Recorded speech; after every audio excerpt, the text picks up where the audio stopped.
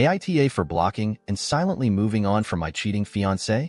I, 31F, dated my ex-fiancé Jose, 33M, for 5 years, and we had been engaged for about 6 real months. We had a really good relationship. I thought he and I were going to end up being together for the rest of our lives and build a family. To make a long story short, I found out he had been cheating on me with a coworker for about 9 months. Yes, before the engagement.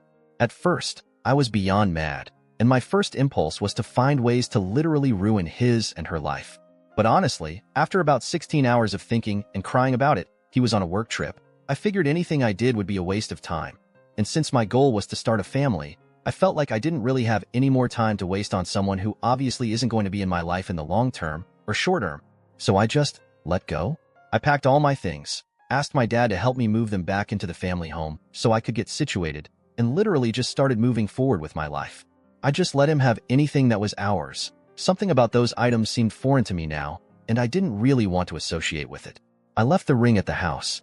By about halfway through the second day, while I was moving my stuff, he started to really push the envelope on getting me on the phone, but I just continued to dodge.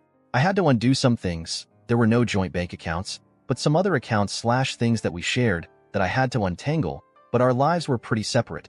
By the third day, still without saying anything to him, I blocked him and asked my parents not to discuss anything with him. They, of course, knew what had happened.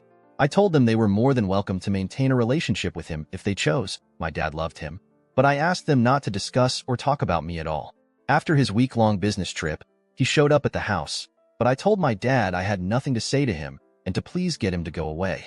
Now, it's been about 2 weeks, and he hasn't been back since, so I've still not talked to him, still blocked.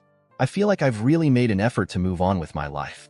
I'm touring nearby apartments and hope to have my own lease signed by the end of the month. I really just felt like there wasn't anything to talk about, and I didn't feel like I owed someone who would do something like that to me anything, even a conversation.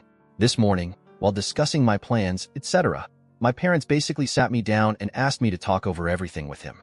They figure I will regret it in the future, that mistakes happen, that without his confessions, I can't be 100% sure that he cheated, etc., etc.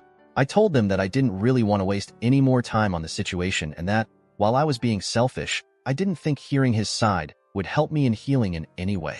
My mom and I got into a pretty heated argument. Eventually, she told me she raised a more compassionate and caring daughter than that. Why do I owe a cheater anything? AITA, edit.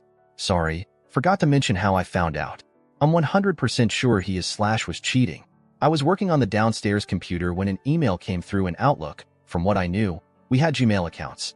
I clicked the tab and saw tons of recent emails of orders for a bunch of products, things like Lubrisil, KY, etc. I knew we weren't using anything like that, so instantly got suspicious. I started to look around the email a bit and didn't really find much. However, I wasn't reading anything sent from his company's work address, but eventually clicked into several emails. And yeah, the emails were pretty sexual and had times of them meeting up, going out, being intimate, etc. for the last 9 months.